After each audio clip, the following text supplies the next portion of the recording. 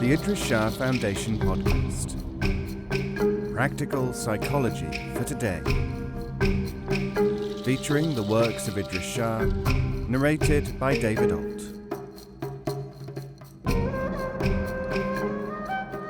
Welcome to the Idries Shah Foundation podcast. In this edition of the podcast, we will hear selections from The Commanding Self by Idries Shah. Knowledge or experiment? The Sufi contribution to the release of human potential is dependent upon the understanding of the need to clear away barriers to understanding. The major barrier to understanding is wishful thinking and following that which pleases one.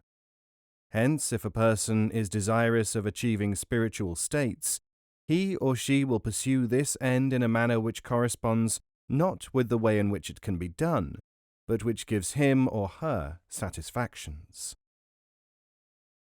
This is the mainspring of all human movements, whether political, national, religious, economic, or other. First, there is the objective, then the mechanism for attaining it. And the object must always be one which pleases the aspirant. After that, the method must be one which gives him satisfactions. No other pattern, no other formula is needed to explain why people believe things of such a diversity of organizations and systems. And the pattern is perfect. The system delivers results, subject to a single caveat. This may be stated in the phrase, "An attractive objective and a satisfying procedure will always produce results, providing that the objective is possible and the methodology is effective." A very large number of aims are not realistic, and very many procedures are ineffective. An aim of the ancient Egyptians was to cure bilharzia, a very attractive one. The chosen method was circumcision. Its single flaw was that it did not work. Countless generations of people have wanted to make gold. This was their aim and a very attractive one. Their methods, which included getting the impurities out of lead, did not work. Today it is widely known that bilharzia is caused by a parasite and that gold is not purified lead. Therefore, either the aim or the method loses its appeal. Sometimes both lose it. The cause of this failure of the appeal of the aim or of the method is factual knowledge. The aims of contemporary people, pursuing power, pleasure, fulfillment, and so on, can also easily be seen to be, in some cases at least, modifiable or capable of being vitiated by an increase in factual knowledge which would illuminate the false assumptions on which the enterprise and/or its methods are founded. These false assumptions, reinforced by greed and other subjectivities, are the barriers to knowledge, even factual knowledge. Until people start to ask the equivalent of what exactly is bilharzia and what really are metals, the circumcision and the purification will continue. This is the single reason why all Sufi effort is directed towards knowledge. From this viewpoint, all effort without knowledge must be seen as speculative, therefore wasteful of energy, and perhaps even impossible of achievement. Sweet water. A story is related among the wise of a man who believed that pleasure in this life was the highest human purpose. One day, on a journey, he became thirsty. He knocked on the door of a dervish and asked for some cool, pure water. The dervish, perceiving both his outward and inward states, brought him a cup of warm and brackish liquid. "This is undrinkable," spluttered the visitor. "I asked for clean, cool water." "Friend," said the dervish, "we are prisoners of this world, and captives do not get the best nutrition, although, true enough, they crave it in their dreams more than anyone else does." Direct and indirect learning. When there is an obstacle to spiritual progress, it is not always to be approached head-on. The application of knowledge can make possible the dissolving of problems through special techniques. The tale of the chests allegorizes this process. The chests. A Central Asian was on his way to Mecca and decided to leave a chest containing his valuables with a merchant of repute in Cairo before setting off, and to take with him on the pilgrimage only such few things as he would actually need. He made enquiries and found himself in the shop of a man regarded by his fellows as of the highest probity. The box was entrusted to him, and the pilgrim set off.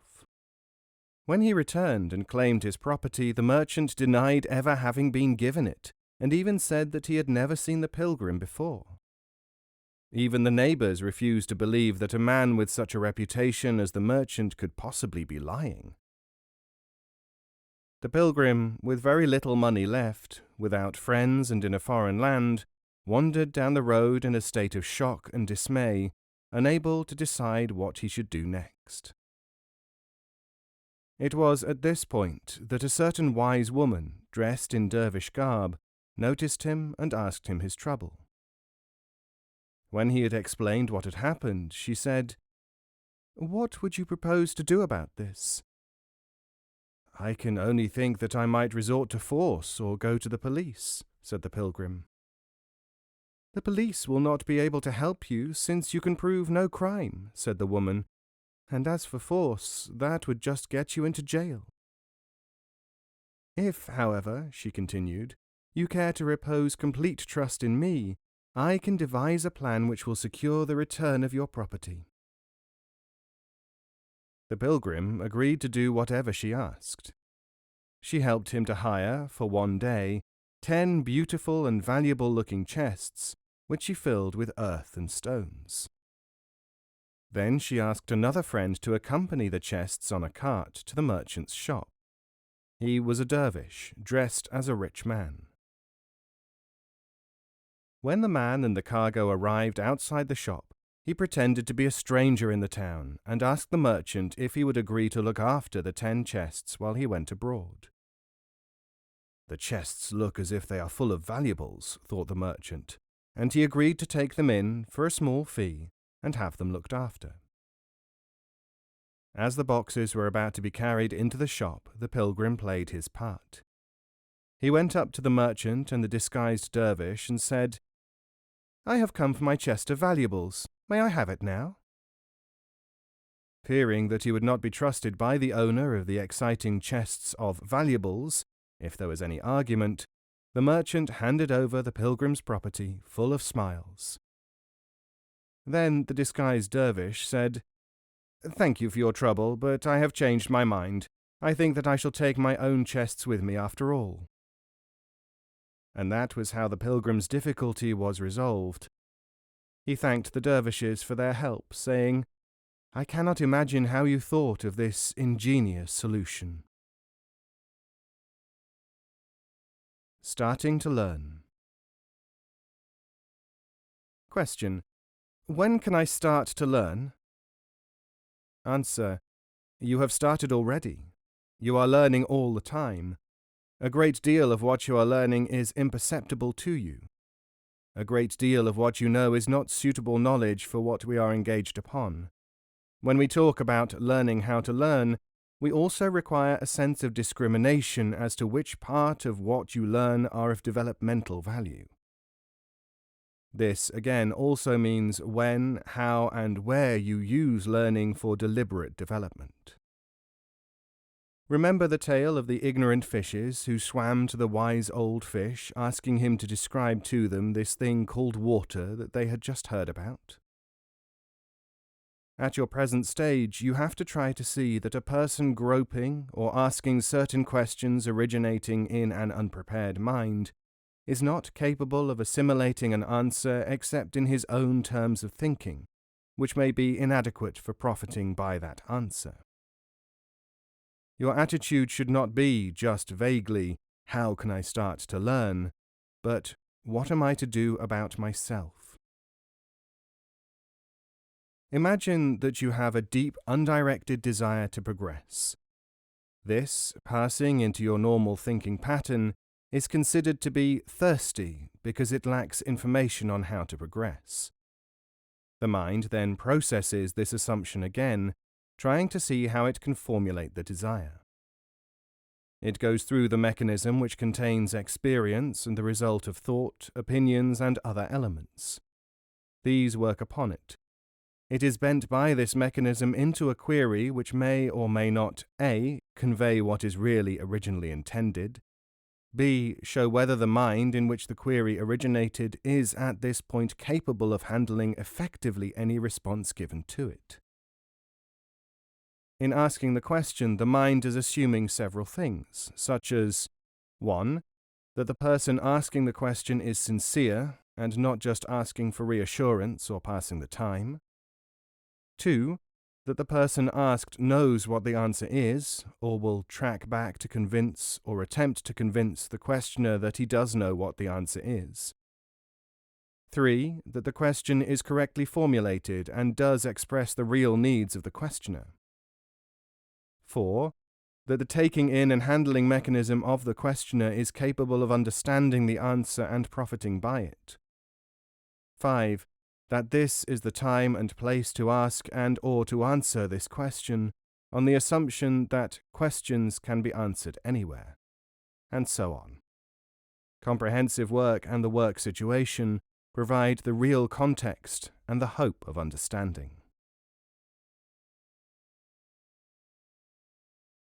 Advice and seeking.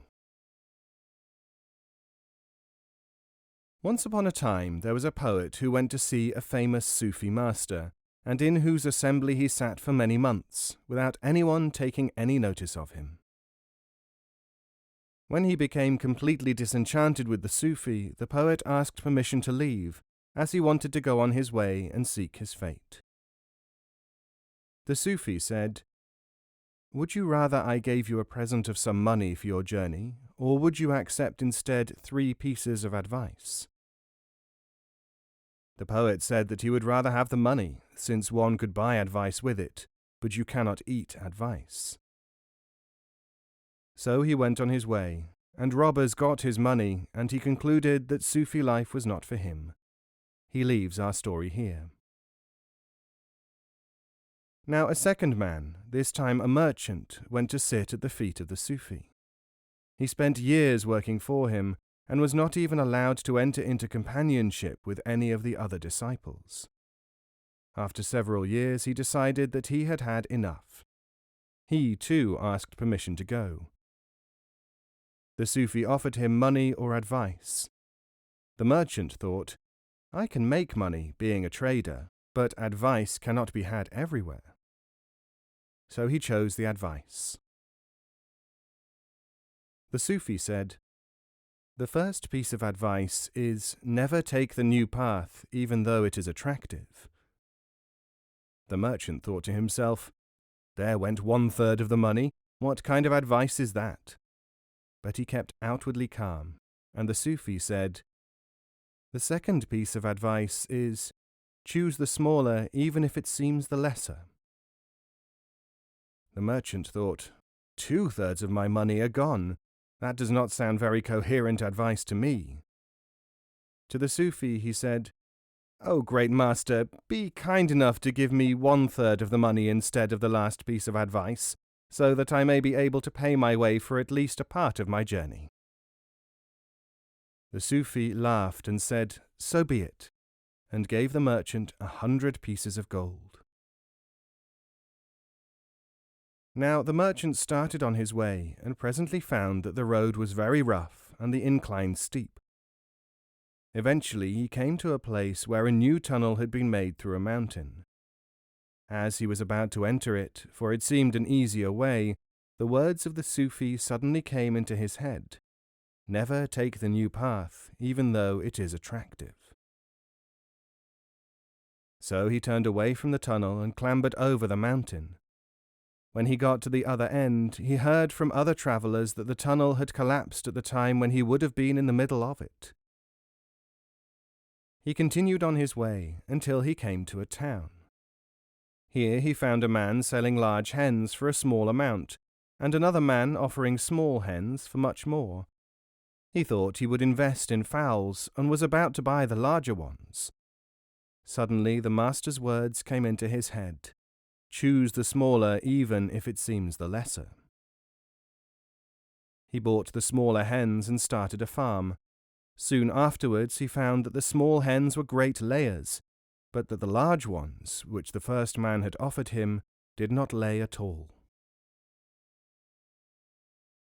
Ultimately, however, a war started, and he was impressed into the army. He lost his farm, which was usurped, and he found himself, a penniless soldier, captured and enslaved by the enemy, wielding an oar in a slave galley. One day, when the galley was taking travellers across the sea, he recognized a fellow disciple from his days with the master Sufi as one of the passengers. "I wish I had taken the third piece of advice and not the money," he said to the other man. "That might have been the best thing to do," said the other man, "although I do not know. The master told us, after you were gone, 100 pieces of gold, which I have given this man, will not compensate him for the third piece of advice, which is, if you start a farm, sell it as soon as possible, and journey to another country." In the meantime, a third man had enrolled as a disciple of the Sufi teacher, this time a scholar who had vowed to give up narrow pedantry. After years of associating with the disciples and carrying on meaningless tasks, he, too, asked permission to leave. The master said, "Leave if you must, but it is best to wait until dismissed, for in company there is safety." The scholar decided to stay until dismissed. Finally, one day, some years after this conversation, the master said, "You may now start on your travels. Do you want some money or 3 pieces of advice?" The scholar chose the advice. The master said to him, "The first piece of advice is never eat what you can comfortably go without." The scholar memorized this sentence.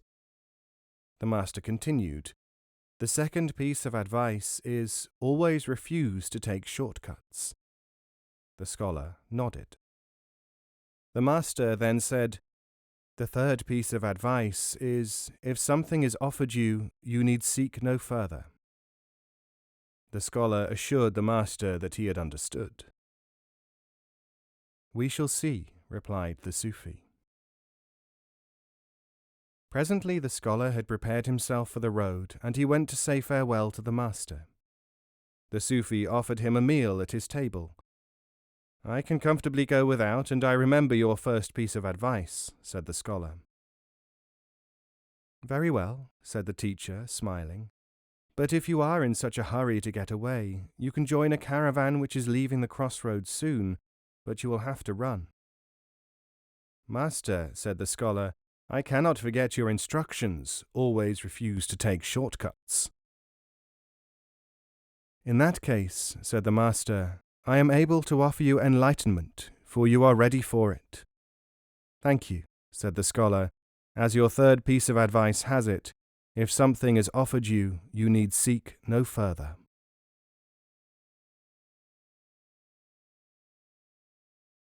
The high cost of learning.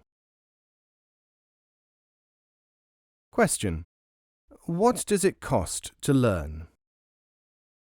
Answer: learning cannot be expressed accurately, of course, in money terms, but here is an example where money is used as an allegory. There was once a sage who set up business in the marketplace as a seller of knowledge. One of his customers was a young man, newly married, who wanted to test out this strange form of commerce. "How much is your knowledge if I buy it piece by piece?" he asked the wise man. "It can cost as much or as little as you can offer, but the advice will be proportionate to the price in its usefulness," was the answer. "Very well," said the young man. "I'll try a piece for 1 copper coin." "The advice is," replied the sage, Don't eat more than you have to, and get exercise, or you'll get fat. Nothing cheap without reason, thought the customer to himself. Aloud he said, What can I have for 5 pieces of copper? For 5, I can tell you that if you neglect your duty, you may lose 18 years of your life. I shall certainly try not to have that happen to me, but what will you tell me for 1 silver piece? For that, I can tell you that if you attempt to act without a proper basis and lack understanding, you will ruin your life. Partly out of politeness to the older man, whom he now thought of as perhaps a little mad, or perhaps a minor swindler, the youth thanked him and said to himself, Perhaps what I have learnt today is to follow my own good sense and not to try to buy advice when I should gain wisdom by experience. He put the whole matter out of his mind. Not long afterwards, the young man was walking along a street when he saw a beggar, who said to him, It is your duty to give alms, and I call upon you in the name of that duty, so that good shall befall you and so that evil shall be averted. Instead of giving that man anything, he started to walk faster, muttering, May God give you something.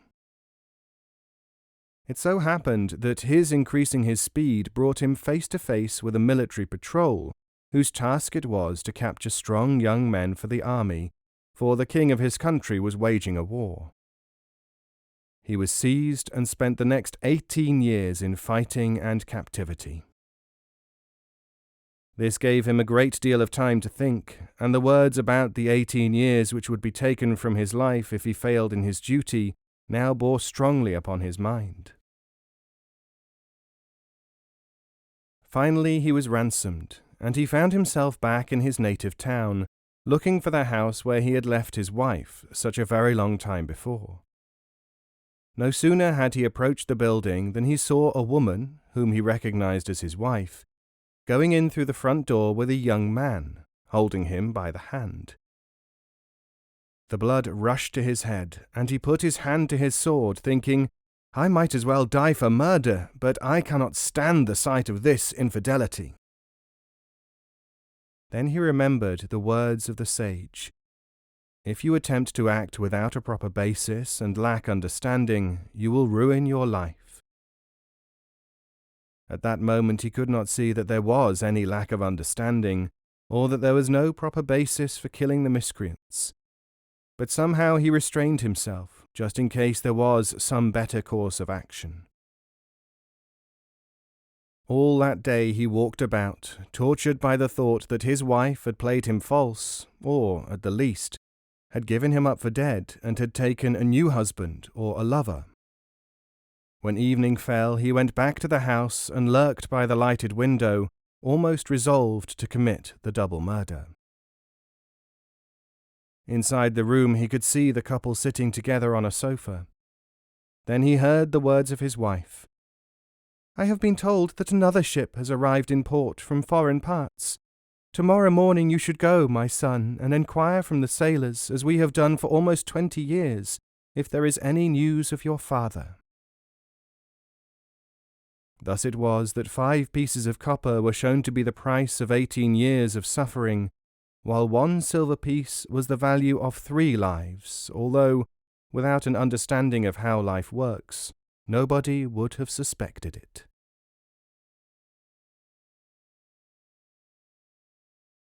Whom do you imitate? It is one of the commonest things in life to imitate.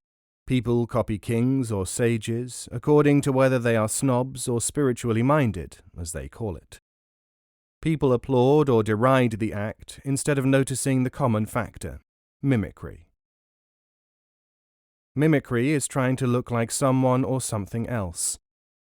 But what about looking, feeling, or being like yourself? A wise man once said, In the next life you will not be asked, why did you not behave like such and such a person? You will be asked, why did you not behave like your real self? If you know who and what you are, you can start to be that person instead of a copy of the ideas, the behavior, or the image of someone else, or some collection of people. Then you can really be. Deeper things affect surface ones. One of the reasons for having a school and a teacher is that the teacher and the curriculum are responsible for dealing with learning in a manner appropriate to the student, irrespective of his own priorities. People who want to learn will naturally choose what they want to do, unless they realize that there may be a better way known to specialists. A good example is in human predicaments. People seek from spiritual sources solutions to problems which are themselves generally only symptoms. The real spiritual school deals with the cause. When the spiritual experiences have been achieved, they remove the problems which trouble people. It is not the other way around. This is a good analogy. A shopkeeper had a cask of oil, which he sealed with his ring impression after filling it full. His assistants, however, found that they could steal oil by drilling a hole near the bottom of the barrel and plugging it until they wanted to draw off the oil from there.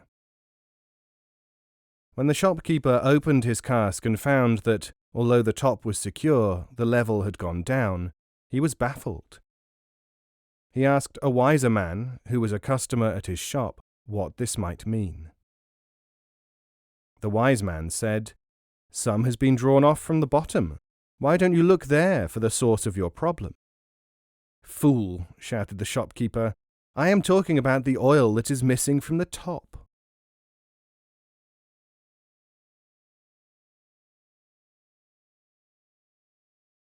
People on different levels.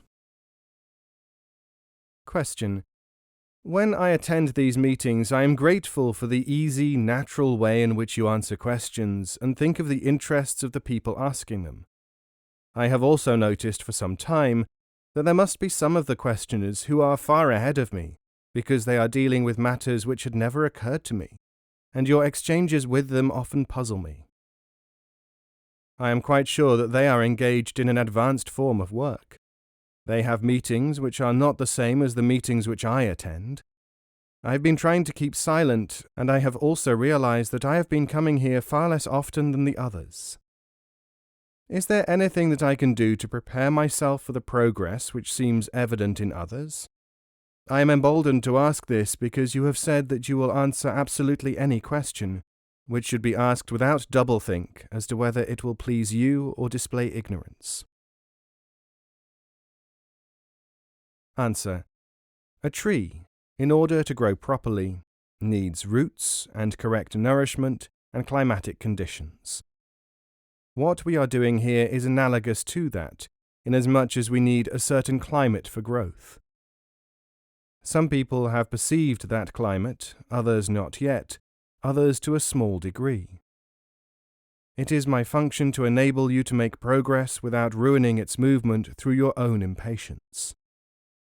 The impatient man is his own enemy. He slams the door on his own progress. You are absorbing climate. You are also within your own exercises, making yourself ready for an understanding which is impossible to you at one leap. There are wheels within wheels. In initiatory societies there are degrees of initiation. These, in most of such societies which are with us today, are merely the relics of separate assemblies held for specializing groups of people who share a common range of experience and potentiality. Originally, such organizations were compartmented to prevent people of various degrees from having a delaying influence on each other. What we are doing is so arranged as to reduce this possibility. Where it arises on the superficial, psychological level, such explanations as I am making are sufficient to deal with it. Uncertainty, dissatisfaction, confusion. Question. I am uncertain as to whether I should study Sufism.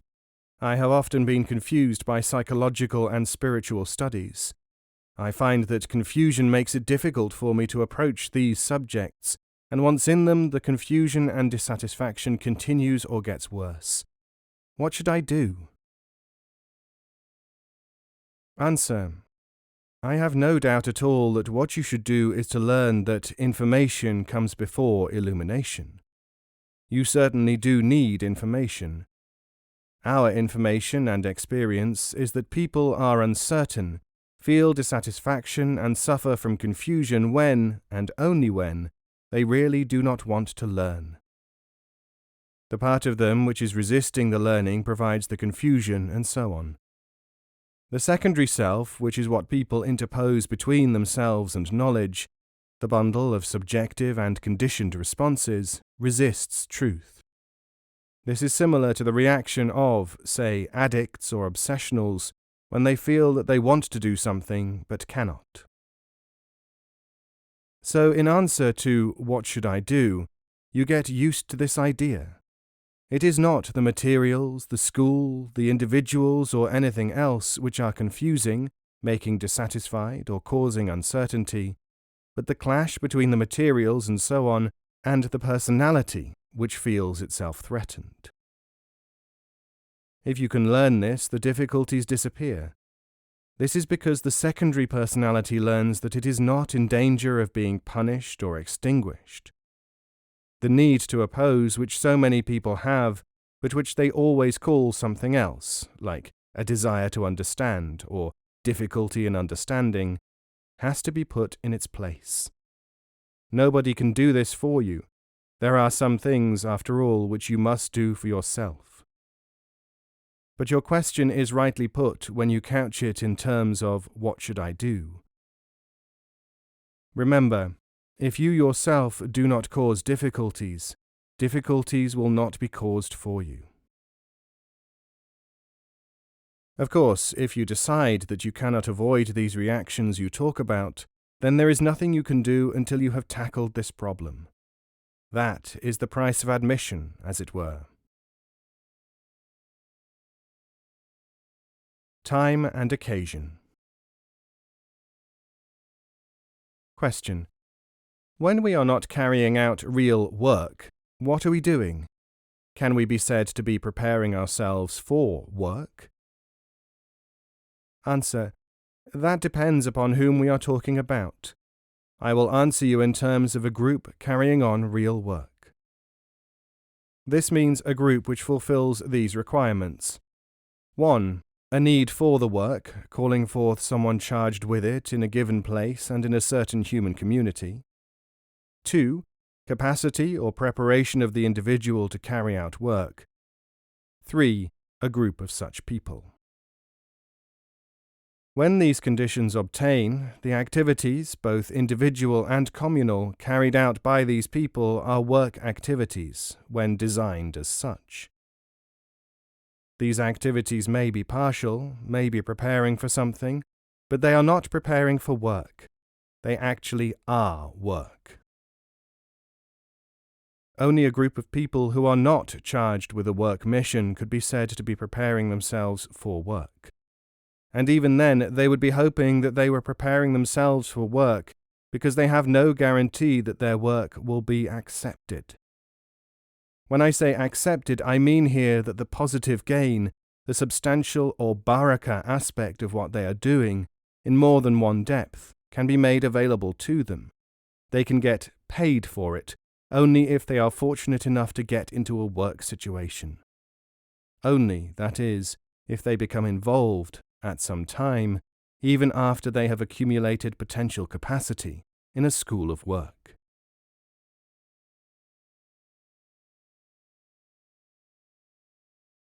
Approaching Eastern teachings. Question: why is it that we in the West have so much difficulty in getting to grips with the mystical thinking of the East, in spite of the fact that so many people have spent their lives studying Eastern mysticism and indeed have become great teachers? Answer: take a deep breath, because in the interests of truth I am going to have to shatter idols, even in the small part of the question which I am going to answer. First, in the West, there is very little perception as to the vast range of teaching and quality of that teaching which exists in the East. The problem of the investigator collecting information about it is that he does not know how to learn. He is a mere assembler of facts or experiences. As a collector, he organizes and passes on information gained from what may seem to be the same, but are frequently different varieties of a central fact or activity. He passes on these distortions, sometimes further complicated, to you. In the process, if he is an academic worker, perhaps a Sanskritist, he transmits cold material. If he is an emotional type, he will himself become involved in the conviction of truth which his teachers have. He will not realize that they themselves are the possessors only of an attenuated, incomplete, or warped tradition. Not all Eastern mystics are in touch with a total reality or anything of the sort. They may appeal by their detached saintliness or orgiastic techniques to something in the Western student, but they do not necessarily represent truth as a process or an activity which has a function to develop man. This last sentence is the key to the whole thing. What kind of business are we in anyway?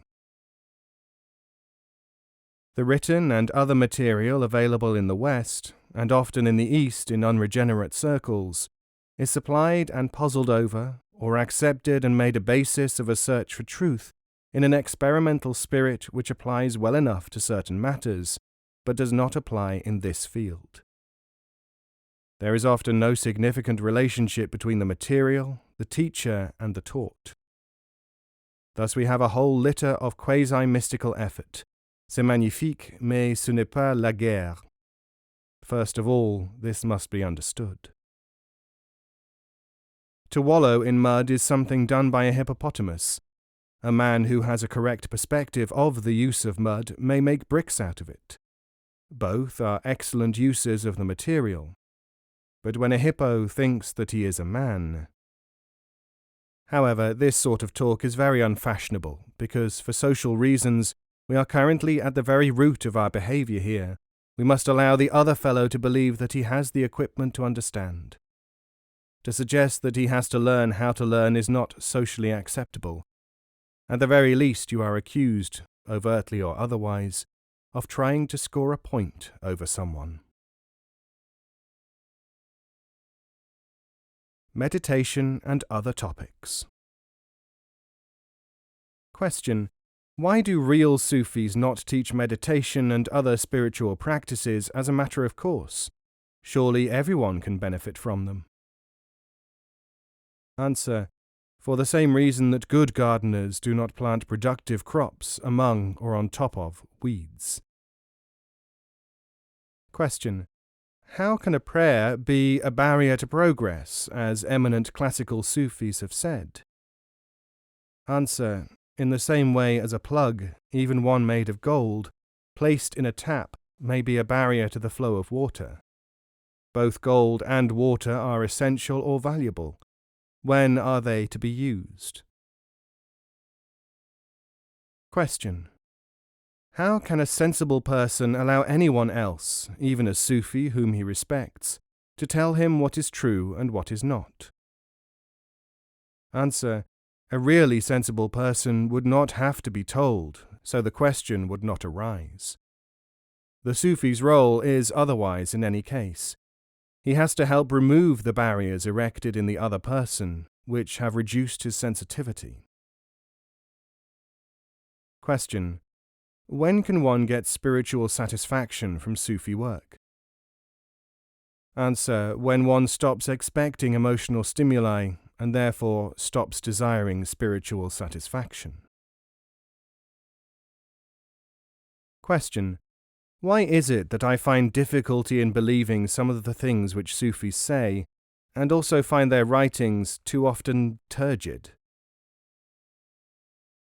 Answer: The answer to the first question is that you are looking for someone or something to induce you to believe, and that is not what the Sufis are about. Hence, you must feel such problems as you mention. Without knowing it, you are seeking a persuasion system which isn't there. Similarly, with the supposed turgidness of written materials, your assessment is based on the disparity between your expectations and the facts. We would all like wetter water. Question. I looked at a book put down by a dervish and found that many passages were crossed out. He had also written in it a list of 6 copies of the same book, with dates against them. What was this man doing? Answer. The opposite of what people usually do with books. They mark passages which strike them to return to. The dervish will cross out a passage which has impressed him so as to concentrate upon the equally important content of the rest of the book. People ordinarily, again, have only 1 copy of a book, but a dervish may have 6 copies. He works through one at a time, marking passages and dating the book. Then, subsequently going over the whole exercise, he can see his progress and therefore make it permanent. Question. I am not supposed to become credulous or to be sentimental in higher studies. I should not be too intellectual or too emotional. There are so many things to do and not to do. How do I find the proper level of attention and quantity of ambition, etc.? Answer. The reason why you are given a course or written materials to work through is so as to maintain the right quantity and quality of attention. Someone with a headache who is given an aspirin does not say, "How do I get rid of my headache?" Question. Why are the Sufis trying to teach? Look first at each one of the possible reasons. Every one of these represents a barrier, one of your possible opinions. When you have got them all out of the way, you will realize why, and this kind of realization alone is worthwhile. The real reason, of course, is therefore not contained in words, but beyond them. Question. Is there any idea as bad as that knowledge can be bought? Answer. Yes. This is the idea that knowledge must be free. You see, thinking in such terms is so restrictive that it prevents learning and fills the mind with low-level activity, raising the barriers to perception. Question. I have had dreams, visions, and even, I believe, messages. Answer. Good. Now you can get rid of that phase and we can start to approach reality.